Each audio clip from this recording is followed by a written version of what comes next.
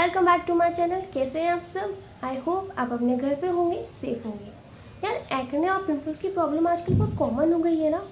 मतलब एक पिंपल जाता नहीं है कि दूसरा आ जाता है। देखो, पिंपल्स होने के बहुत सारे रीज़न हो सकते हैं। जैसे मेन और फर्स्ट रीज़न तो ये हो सकता है कि अगर आपका पेट साफ नहीं रहता, आपको कॉन्स्टिपेशन की प्रॉब्लम है, एसिडिटी गैस की प्रॉब्लम है, या फिर पेट से रिलेटेड कोई भी प्रॉब्लम है, तो ये बहुत बड़ा रीज़न है कि आपको पिंपल्स हो रहे हैं, एक्ने हो रहे हैं।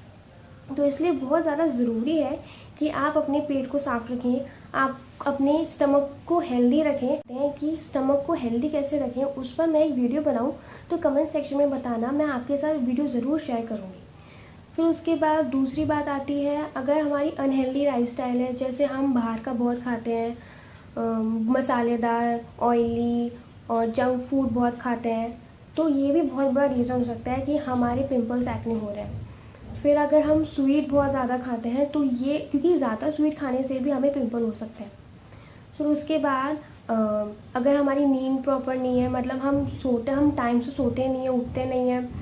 फिर हम बहुत ज़्यादा गैजेट्स में लगते हैं, हमारा स्क्रीन टाइम बहुत ज़्यादा है। मतलब हम फ़ोन, लैपटॉप, टेलीविज़न पे बहुत ज़्यादा देर तक बैठे रहते हैं, क्योंकि उसकी जो रेस निकलती है वो हमारे स्किन को बहुत ज़्यादा इफ़ेक्ट करती है, जिससे हमें पिंपल्स और एक्ने होते हैं। वीडियो शेयर करिए जिसमें मैंने हेल्दी लाइफस्टाइल के बारे में बताया है, जो अगर हम अडेप्ट करेंगे तो हमारी बॉडी के लिए बहुत ज़्यादा बेनिफिशियल है।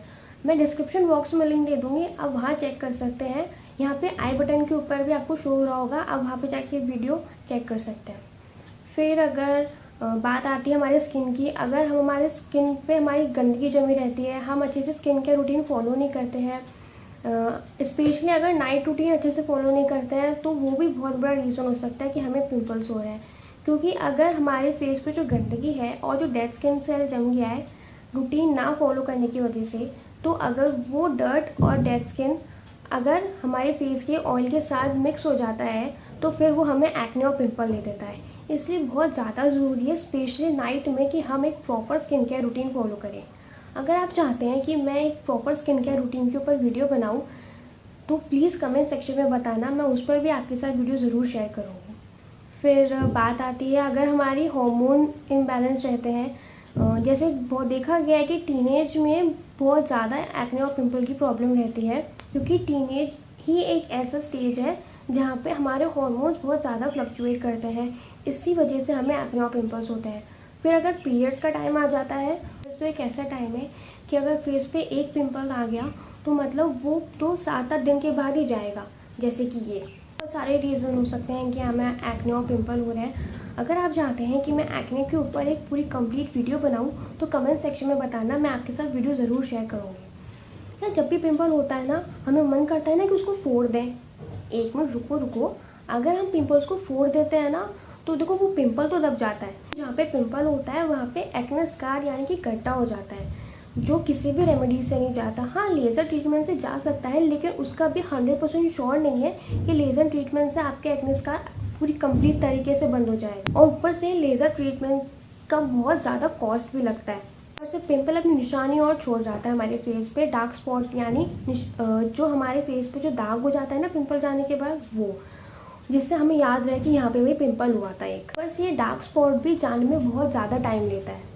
इसलिए ये है कि हम पिंपल ना फोड़ के, मैं आपके साथ 2 एकदम टॉप क्लास रेमेडीज शेयर करूँगी, जिसकी मैं गारंटी देती हूँ कि आपके फेस पे डेफिनेटली काम करेगी, क्योंकि मैं भी ये रेमेडीज़ फॉलो करती हूँ और मेरे फेस पे बहुत अच्छे से वर्क किया है। पहले मेरी स्किन बहुत ज़्यादा, मतलब मेरे स्किन पे इतने ज़्यादा एक्ने हो गए थे, लेकिन जब मैंने ये 2 रेमेडीज़ फॉलो करी है, तब से मेरे फेस की स्किन, मतलब पूरी तरह से नहीं, लेकिन 90% तक बहुत सही हो चुकी है।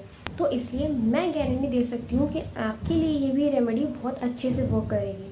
तो चलिए अब ये टॉप क्लास रेमेडी क्या है देखते हैं। फर्स्ट रेमेडी ये है, मतलब आपको सुनने में तो ये बहुत अजीब लगेगी, लेकिन ये सुनने में जितनी अजीब है ना, उससे कहीं ज़्यादा इफ़ेक्टिव है।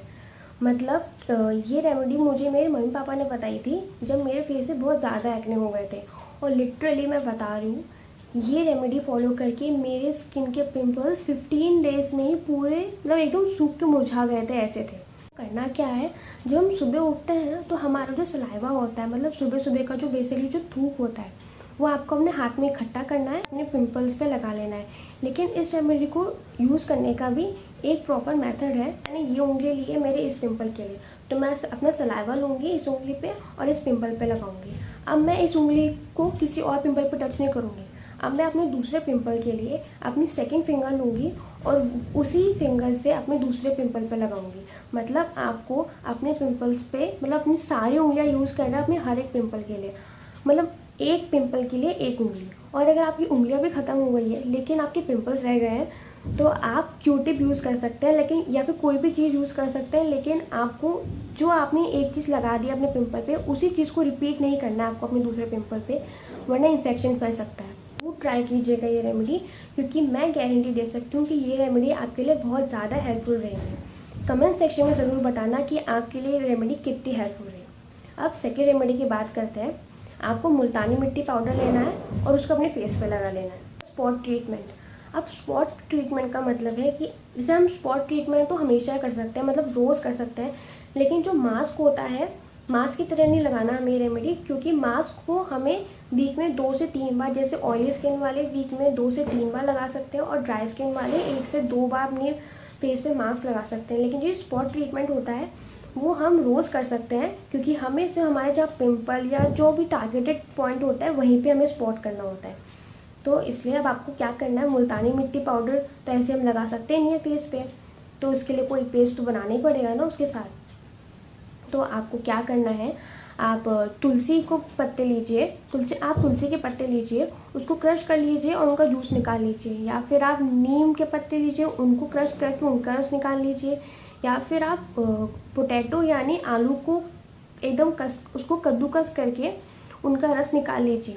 अब आप इन तीनों में से कोई एक चीज़ मुल्तानी मिट्टी में मिक्स कर सकते हैं। तुलसी का जो रस है और जो नीम का रस है वो आप 2 से 3 दिन फ्रिज में स्टोर करके रख सकते हैं। लेकिन जो आलू का रस है वो आपको हर दिन नया बैच ही बनाना है, आप उसको स्टोर करके नहीं रख सकते क्योंकि वो जल्दी ख़राब हो जाता है। तो जैसे कि हम जानते हैं कि तुलसी तो एंटीबैक्टीरियल है, एंटी फंगल है, तो वो हमारे पिंपल्स को क्योर करेगी, हमारे जो उसके डार्क स्पॉट रह जाते हैं उसको क्योर करेगी। नीम भी एंटीबैक्टीरियल है तो हमारे पिंपल्स को वो क्योर करेगा। और पोटैटो मतलब आलू यानी आलू का रस हमारे पिंपल्स के बाद जो एक्ने के स्पॉट्स रह जाते हैं, मतलब पिंपल्स के स्पॉट्स रह जाते हैं, उसको फेड अवे करने में बहुत हेल्प करता है। आपको ये रेमेडी इसी जैसे मैंने आपको पहले रेमेडी बताई थी उसी तरह लगानी है। मतलब हमने इस फिंगर पे अपने वो पेस्ट लिया और उसके बाद इस पिंपल पे लगाया। अब मैं दूसरे पिंपल के लिए अपनी दूसरी फिंगर लूँगी, इसी पहले वाले फिंगर से ही अपने सेकेंड पिंपल पे अप्लाई नहीं करूँगी पेस्ट, क्योंकि उससे इन्फेक्शन की प्रॉब्लम बढ़ सकती है। तो हमेशा अपने पिंपल्स के लिए, हर एक पिंपल के लिए एक फ्रेश का तो मतलब ये है कि हमारे मतलब जैसे हमने कोई वो फिंगर यूज़ नहीं कर रखी हो किसी चीज़ में, एकदम साफ़ होनी चाहिए वो फिंगर।